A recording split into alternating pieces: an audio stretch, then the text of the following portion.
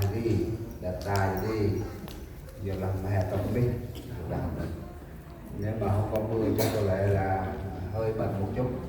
nên sáng nay thì nhìn mấy ông thì ai cũng đẹp trai hết thì thường lâu ăn quanh ra cấp sai cái hội ấy kia đặc xa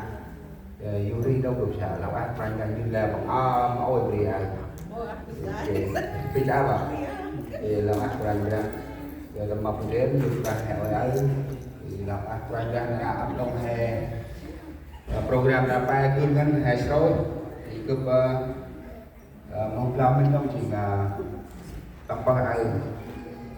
mà nào mà cho là tay đi bay xong ông đâu hè cười quay cướp được mà bay bên nào đi thì cướp thịt ngay nào đi ăn được nào đi đi nói cười đi bay cướp cái mà cái làm tập tay đi thì là bác quanh ra hè thì cái mặt chết ôi ở chim nào luôn này quay đó luôn ơi cái đấy thì tôi lấy cái đặc sản bằng cái tinh truyền nào ra nằm son mà thì còn lại bằng thẻ thật thì đây chỉ nào hè buổi sáng tập về ba đấy là con chiếu hết còn ba pram đi đấy còn thủ môn thì sau hè là ông đâu hè cái môn này mà một kia hạt treo ăn má thì sau con chu này mà dù là làm những cái này cũng kém thì làm hè cũng tại chơi đi đi còn màu hanh màu đúng đi thì bù với lời thì sao vậy là hè mùa đu nó thì mỗi việc chỉ mẫu cái anh đi ra hè cũng phải làm như ra làm như ra tức là một người vô là hành nga mình rồi hành thì các anh được sao cứ rồi hành râm râm bao nhiêu một sao là ít nên rồi buổi sáng mà phải ra thấy han cười đấy ở bao nhìn mồm chết chết kém theo anh tin thế tầm tu sức nào ra người tu sức nào hốt có bé tròn tam tất chất thì theo anh chung càng thì dù ta đấy thì tới tu sức họ thương không ta đây là ai may móc hay bằng kia nào soạt đây thì rất cứ tròn bất nè chỉ dùng phù nào hết chỉ một sao rồi bằng trên lập từng này mọi người ở cùng là hai khía được sắp nào bên ngoài ba chúng và ba trong nào làm ôm trong nào làm hè và trong nào cũng nên mong được là thì kích sâu nhô tầm giấy chỉ kể mà sẽ tay chơi quanh đồng một con ông cú tạ ở từ hôm hẹn giác nó sẽ tay chơi một cả cái ô chỉ cứ biết ông ta mong nào hẹn tiền bằng cả đó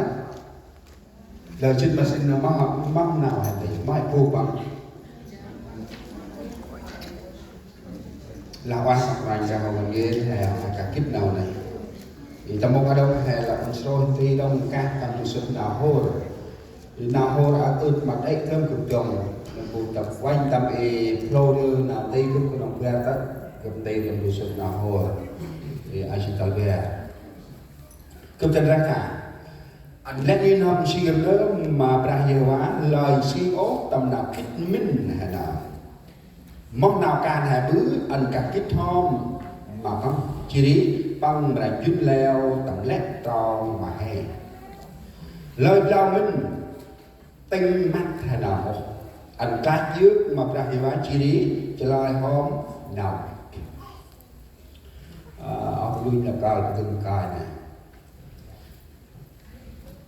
Rimo sẽ có hem là tươi ngành ra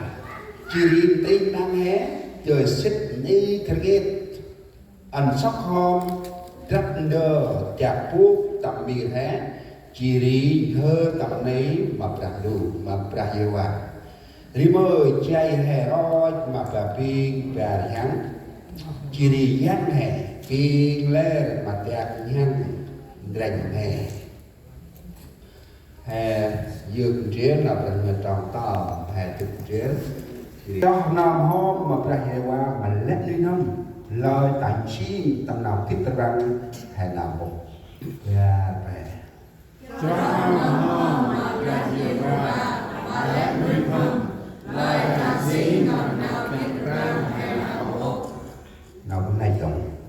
Trust in the Lord with all your heart and lean not on your understanding.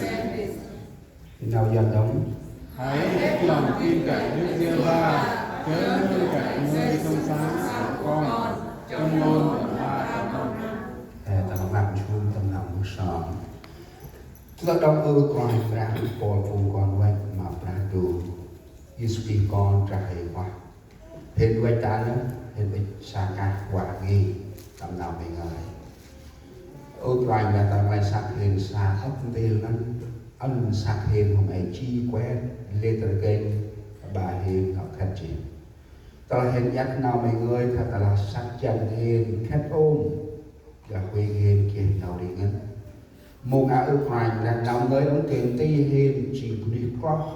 Rập chân nần hê ta nạp rạc đủ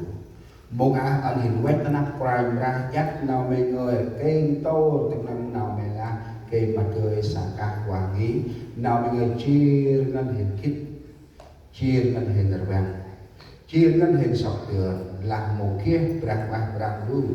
Sầm bao sầm đi Sầm lẽn cô thay tròn kia là Thêm tình ột rạc ô Các bà con thì tí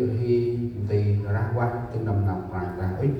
Trong nằm soàn con mô ngã Lạc ác ra nú Như hơi cô rõ tầm tí prime ra Chia lại nằm mọc con phải his face Amen Hè ô Nào hô rồi Ngộ bà tròn rằm Ngăn giấc chị Hè chị thu hay bùng cho Giờ nào đi xin hè một cái tộc hành trình ta Thì bật đi phải là Để nó có lẽ Thằng ai may là cực Lẽ ngôi trẻ tạ phương Pri Việt Nam lúc Tắc Pri Trùn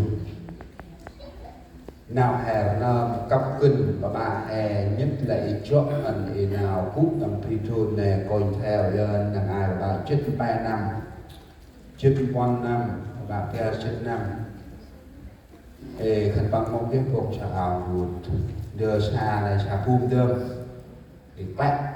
Rò đương tầm tùng bà lâu bằng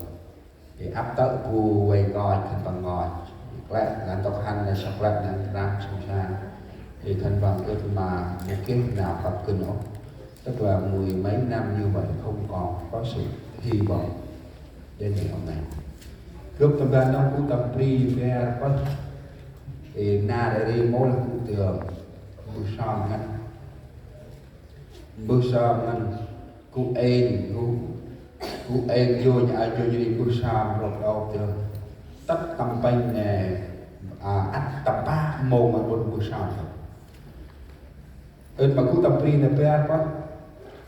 Cái nào phải ra sự là lời phải ô mày hành hồn Mày ơn mà nào